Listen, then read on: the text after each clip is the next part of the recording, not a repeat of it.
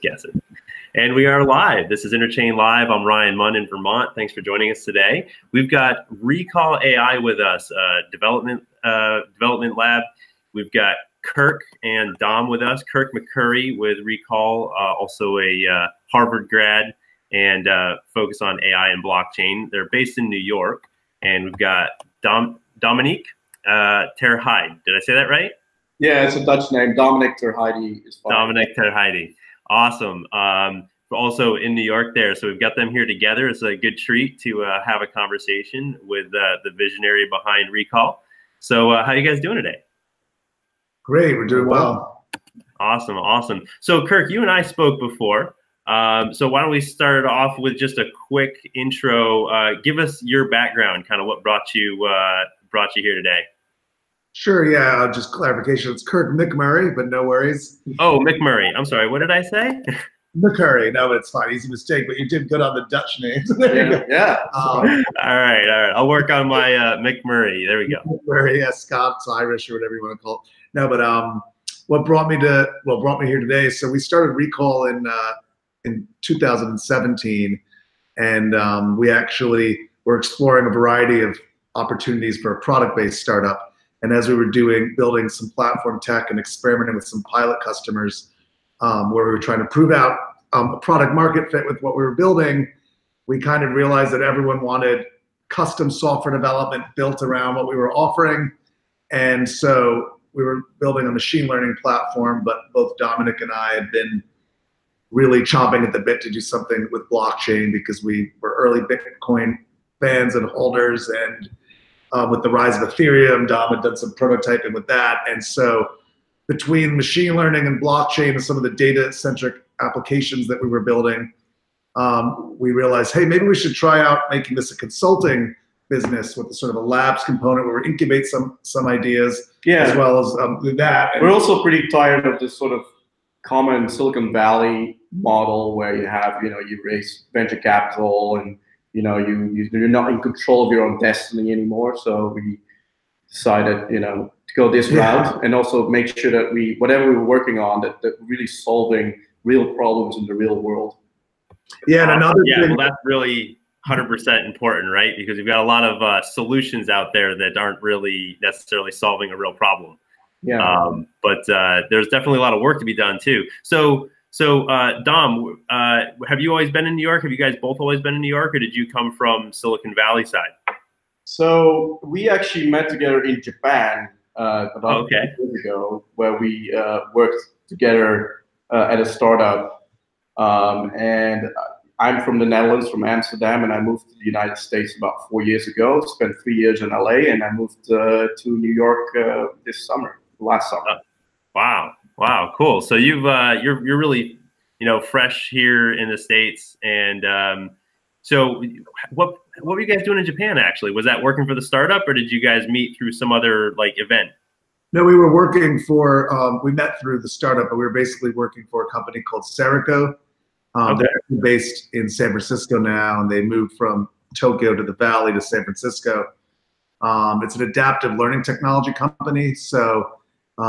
Back in the day, you could call it e-learning. Now you would call it ed tech. But actually, what was really interesting about their technology is they were, my background's in cognitive science. So they had this learning engine where they would help, where basically we personalized a learning experience so that when you were basically trying to memorize information, declarative knowledge, and more efficiently absorb it, we had algorithms and an adaptive system that helped you sort of do that more efficiently.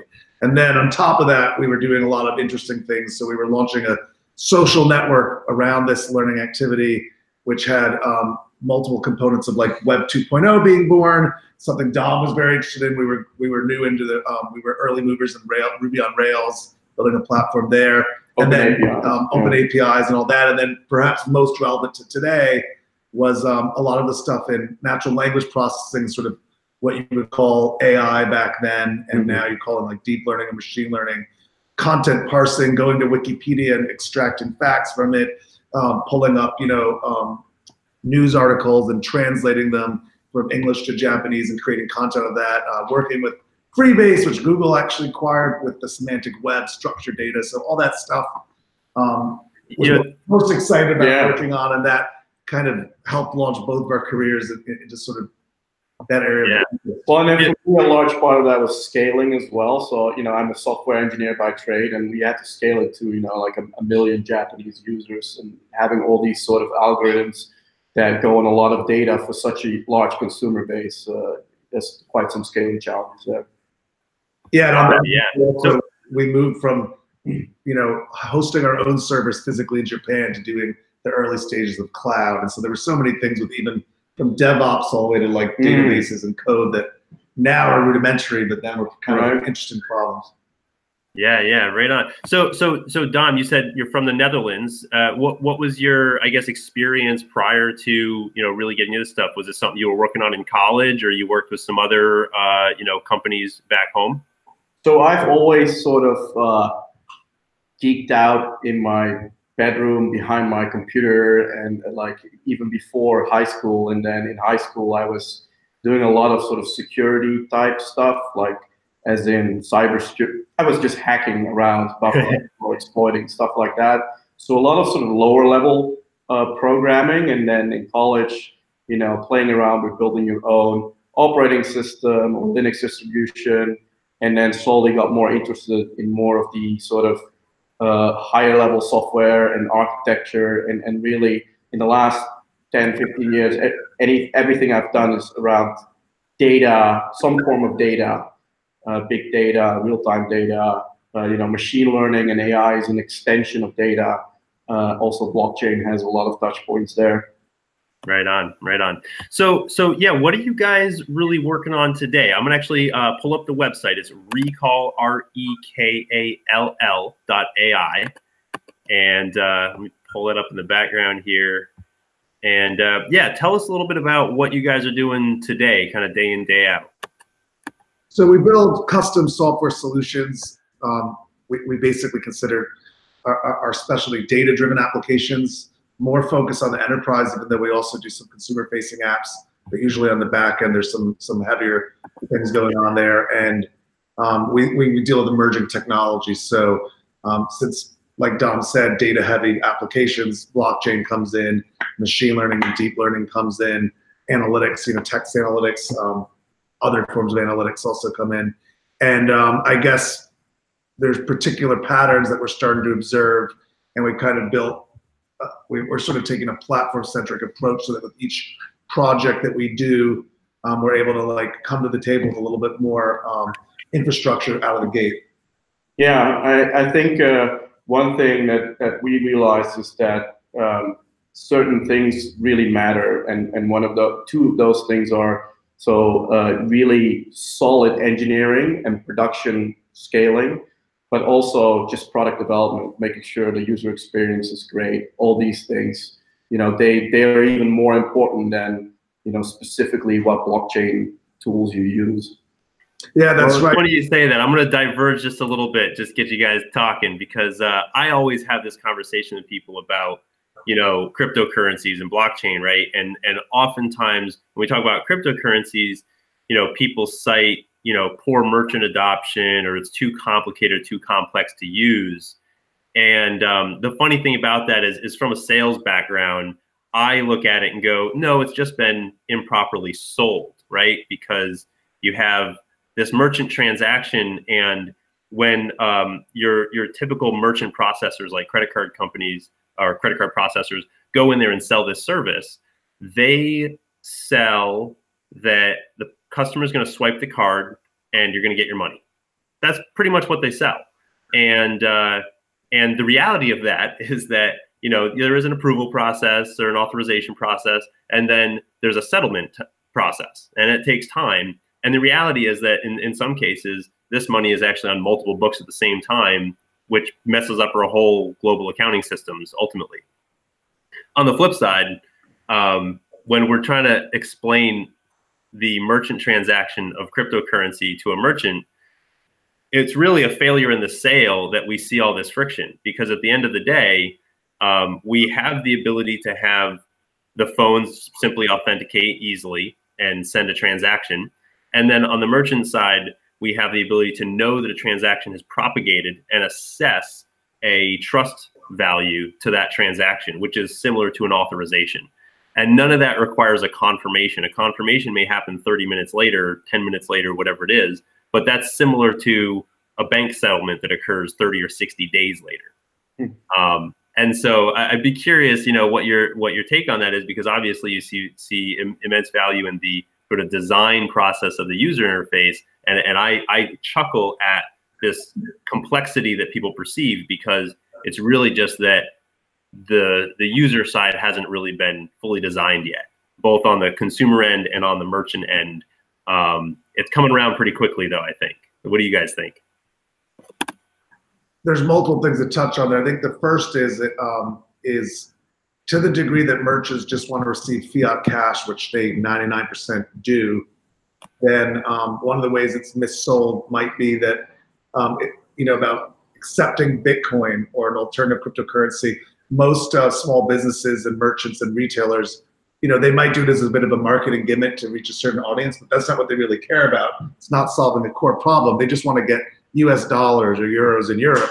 So right there, even though there's already solutions that can go, fiat, crypto fiat, or crypto fiat in any direction, I think that, the part of the problem is that the early adopters were going out there trying to jump the gun by 5+ years and sort of act like a bunch of buyers are going to come with Bitcoin and they're going to transact in it, and that the people receiving Bitcoin might want to keep some in Bitcoin and move others to fiat. The reality is that scares all the merchants away. So there's already a storytelling problem there. I do believe that you can use cryptocurrencies and some of these newer networks, Bitcoin, particularly Lightning Network's very interesting, that's coming on board, to actually slowly replace the payment infrastructure. But I think the story you got to be telling the merchants is, this is going to be cheaper, faster, or that you won't have as many reversals of transactions.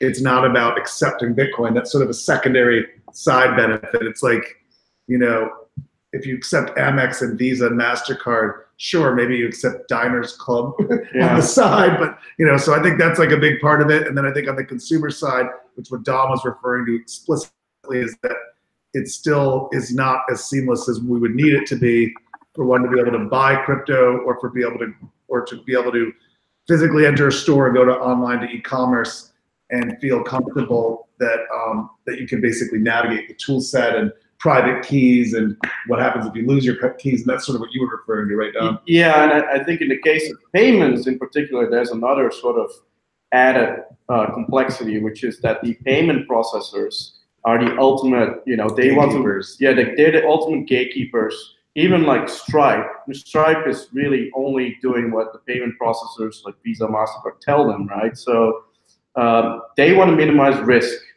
and if they start seeing any sort of crypto transaction somewhere as a risk, whether it's from a tax or liability, there's all kinds of potential liabilities there. They might just say, okay, we won't deal with any, crypto payment sites, right?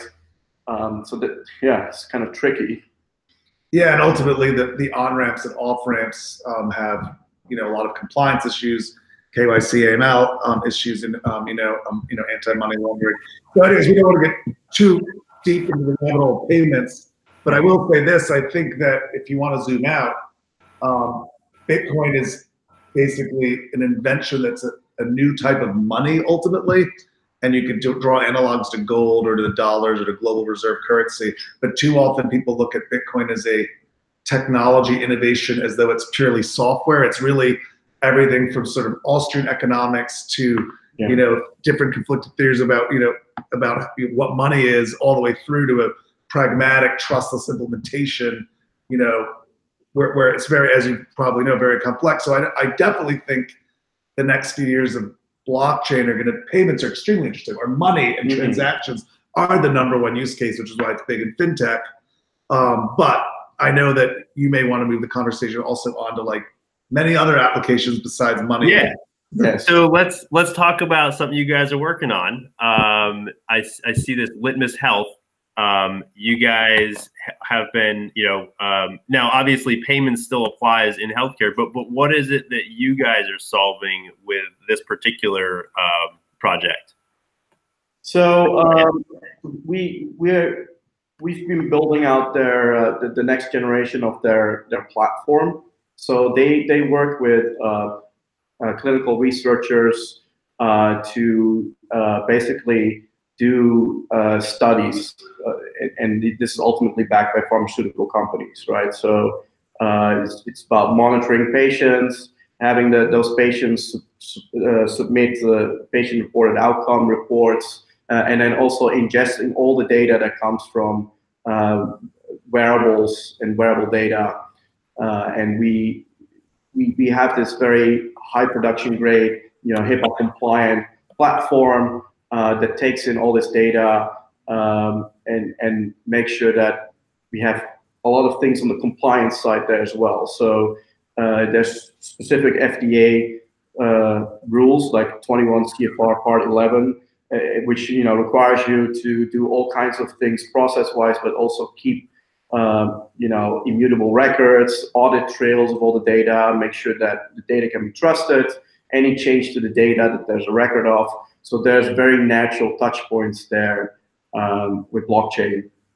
Yeah, and another way of sort of zooming out on what Litmus does is that when you run a clinical trial today, you usually have relatively little data input. You do you identify the candidates, they fill out a survey, they do some blood tests, at periodic points, and then the trial ends, and they look at the impact the drug has had, but they're not looking at how are they sleeping, what time are they waking up.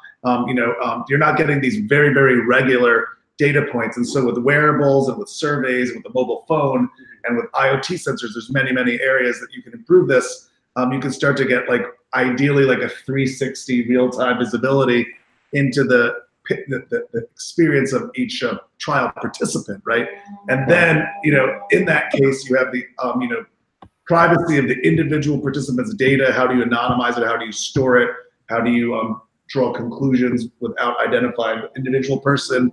And I think that, ties directly into HIPAA compliance. And there's some interesting things you can do both with Web 2 systems as well as with, Web 3 blockchain systems. And then you also have this really interesting use case of machine learning. Yeah, exactly.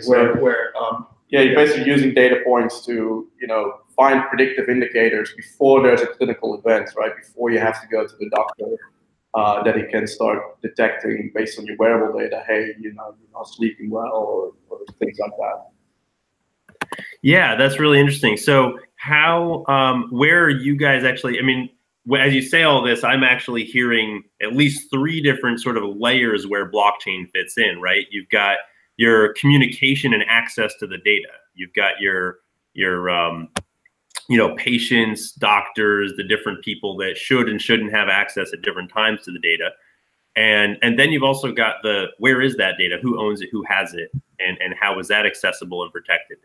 And I'm going to say, it sounds like, HIPAA compliance sounds good, but at the end of the day, that's like the bottom line standard, right? Like the bare minimum. And from what you're describing, you're more than HIPAA compliant. You guys are building something. Yeah, that's what I'm saying. It's not required yet, from an FDA point of view, where you use blockchain. But I can imagine that in the future that they will start requiring, trustless audit trails on data. And there's a couple things. First of all, ultimately, all this data should belong to the user, right? To the grant perpetual access to the pharmaceutical company or to a doctor, or whether they, want to grant one-off access to the data and terminate it. That's something that right now is very hard to implement. Yeah. But with blockchain and smart contracts, you can make that practically possible. Yeah. Although, you have to be practical, right? And that's what we do constantly. There's all this potential, but you are dealing with patients that are older people. They're not going to set up their MetaMask wallets, right? Well, it's funny too, because there's this perception that tokens and blockchain is somehow this whole new class of things, when the reality is that data isn't on the books for most companies, right? They're not actually accounting for the data assets that they hold, that they monetize. And really, it's not that the law doesn't apply, it's that there's been this sort of usage of this mystery and novelty of technology where the law and certain judges and courts have really treated cyberspace as this magical new land where they need to come up with new laws and rethink how laws apply. And at the end of the day, it's not really true, right? It's all the real world. And so cryptocurrencies and blockchain are actually bringing the technology space into the real world in a way that forces these bodies to actually treat them like reality instead of like some fantasy world. Definitely. Yeah, I think that's a great way of putting it. Now, I do believe as we create new mediums and as technology creates sort of new ways of engaging, there occasionally are behaviors where like there's a big gray area and existing laws don't cover it. But as someone myself that, whether it's building a software system or building a government system, believes that you should keep it simple, stupid, right? KISS, and that you don't need to write a new law every time you have a new circumstance, but you rather just need to use good fundamental laws to interpret them and enforce them. I think like, you know, what you're bringing up is really more, I guess, the ability to add increased visibility and control and mechanisms that will enable, in some cases, the individual to benefit from laws that already should protect their property or their privacy or whatnot, as well as give the government, in certain cases, the ability to actually practically have visibility into certain points and enforce things. And it's always a double-edged sword in both cases. Yeah. Absolutely, absolutely. Yeah, technology is a double-edged sword. It's you know, the carpenter's toolbox. He can build a catapult or he can build a house. It's amazing what we can do. So one more point on Litmus Health, I think that might be the most important, just to keep things simple, is that even though it's not the most exciting initial aspect of blockchain, is audit trails and creating an immutable log is very important, especially when there might be a conflict of interest between pharmaceutical company or doctors or the government enforcing it. And so I think sometimes people underestimate how valuable just the simple idea of having a, you know, immutable ledger and being able to have everyone believe that truth hasn't been tampered with. And then compliance-wise, that's, again, there's not necessarily new laws. You're actually giving better tools for compliance enforcers to actually look at what occurred and feel confident that the people that are policing it are not the ones that have control over changing the data. So I think the starting baseline touch point that, you know, applies to many industries, fintech, health tech, and not just to compliance legally, but to just wanting the ability to comply. The ability to comply. Yeah. If you run a company, you kind of want to know what really happened. When did it happen? Right. Right. And it's amazing how much companies spend on trying to gather this data and trying to report what they need to report. And we can definitely streamline a lot of it by creating these shared ledgers that then the regulators and any other maybe third-party auditors or even your consumers that you need to provide some transparency to have the ability to look into a browser and see the pertinent information to give them the ability to trust their provider or the ability to you know, leverage their own records and data creation. So what's next for you guys? What do you see? What do you see coming down the pipe? What's in the works for Rekall? Well, okay, so we talked about health tech and pharma a little bit, and there's an aspect. There's sort of a natural progression, even though we're not doing an active project on this now, which is if you look at pharmaceutical production, like what actually goes inside the pills that are being produced and where were they made and are they the right dosage they say they are, have they been tampered or not? That whole sort of supply chain, which is a touch point with health tech and pharmaceutical, also moves FDA into food. And from food, it moves into, you know, other goods. So we're actually, we're very interested in doing stuff, maybe even more in food because it's a little bit lower stakes than pharmaceutical, like, you know, prescription pharmaceuticals, even though they're both interesting, but just basically move the topic of supply chain. Now, what we have been doing, even though we're in some conversations with interesting folks with food and consumables, is actually doing some interesting supply chain things with retail goods like, you know, clothing, luxury goods, handbags, shoes. That's a concrete area that we're working on a few projects with. And then we're also looking at art, and art is another physical good that you want to look at. Is it real? When was it made? Is it unique? and where was it made and where was it shipped to. And so that whole area, which I think I know you're very interested in, which I guess I would call like where IoT meets supply chain meets blockchain, right? And there's sensors there which make it cool, NFC and RFID tags that can be embedded in products. There's multiple materials and ingredients that can be done there. And manufacturers can have sort of ownership of the entire life cycle of these things, right? Even absolutely after the fact. Yeah, and consumers can see where it came from, feel trust in that, and then the secondary markets where Dom buys something and 3 years later wants to sell it to me, whether it's a Yeezy sneaker collector's item or whether it's a Damien Hirst painting. Yeah. Now he can like transfer ownership, and that also transfer of ownership plays very much into real estate as well. Also right. I mean, we already do it with real estate and cars, right? Real estate and cars, businesses, we have tokens. They're called paper contracts, right? Or a title or a deed.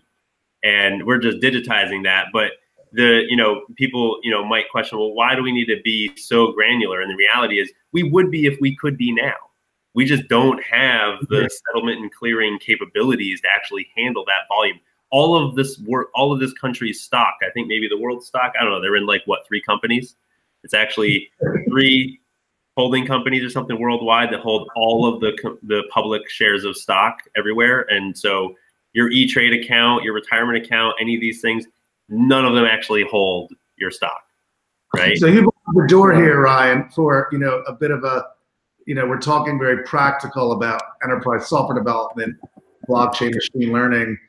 Talked a little about Bitcoin and payments earlier on, but like if you want to get into the sort of cypherpunk area, you open the door there, which is so like we both love Bitcoin. We're big believers in Bitcoin being the single most important player here, and a very small niche player that's trying to take a Bitcoin-esque approach to what you talked about is Ravencoin.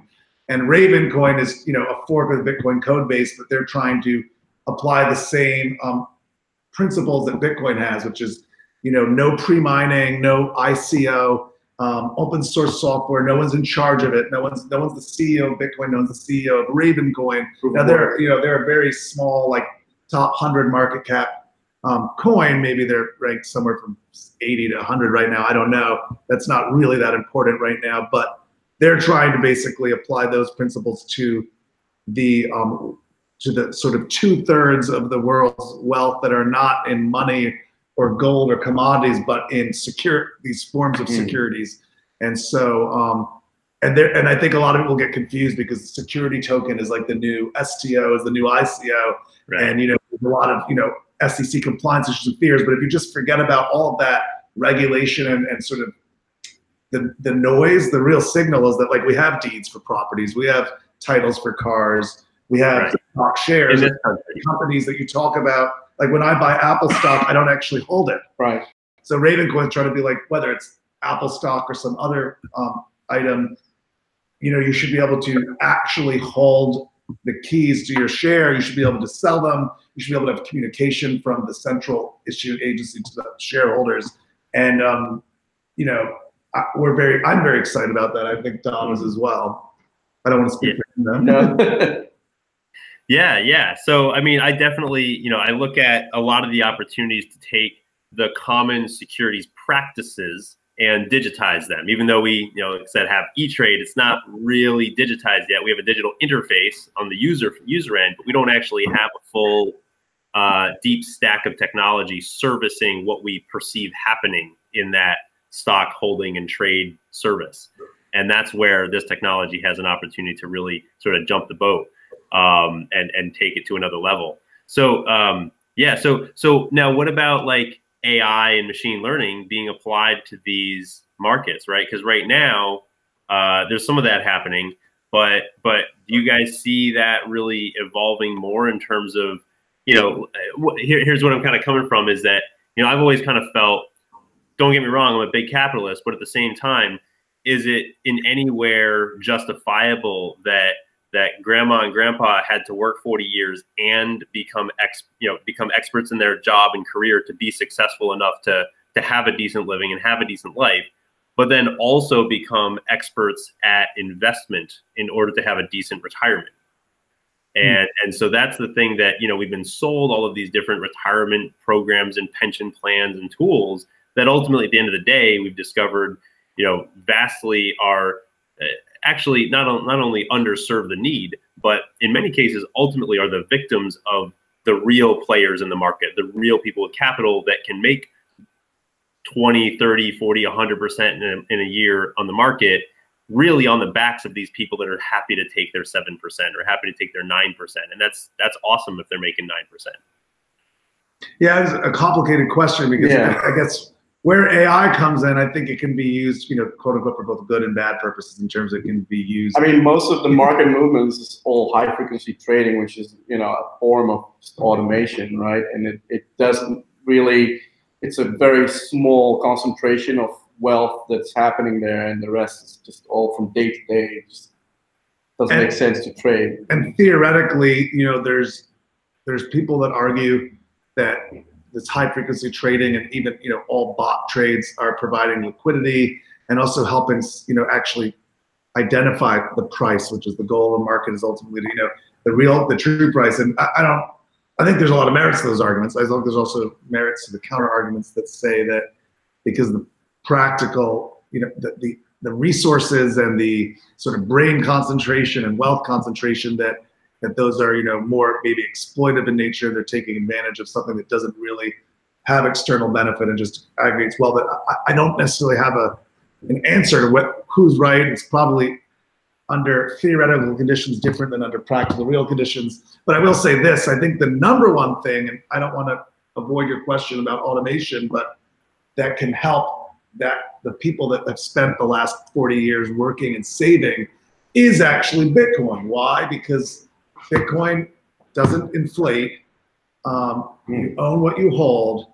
And the biggest problem we've had over the recent times is that it's the inability to save money, because the US dollar, the euro, most fiat currencies, you can look at official inflation numbers, 3%, 5%, whatever. But like, just right now, when you talk about someone in 1955, bought this car for 10,000 US dollars, they say that's the equivalent of $100,000 in today's dollars. So right there you have like, oh, okay, so clearly our dollar's worth 10% of what it was then.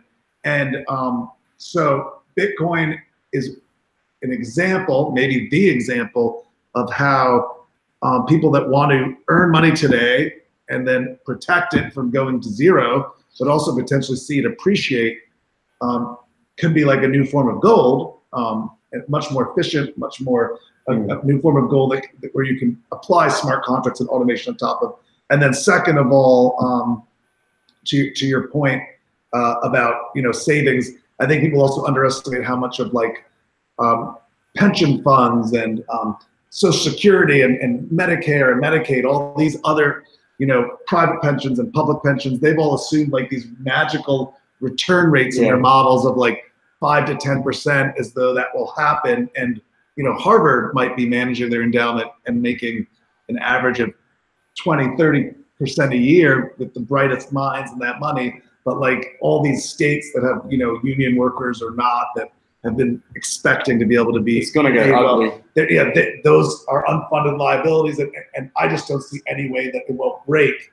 And so I think what we really need to be thinking about is like, for the next generation, what can we do to prevent that from repeating? And then for the current folks that will be, baby boomers and other people that have been planned, like, what is it that we can do as technologists to like, improve, like, have their lives be as good as possible, create more wealth, or help the millennials. Yeah, yeah, no, I mean, for millennials, but Right, absolutely.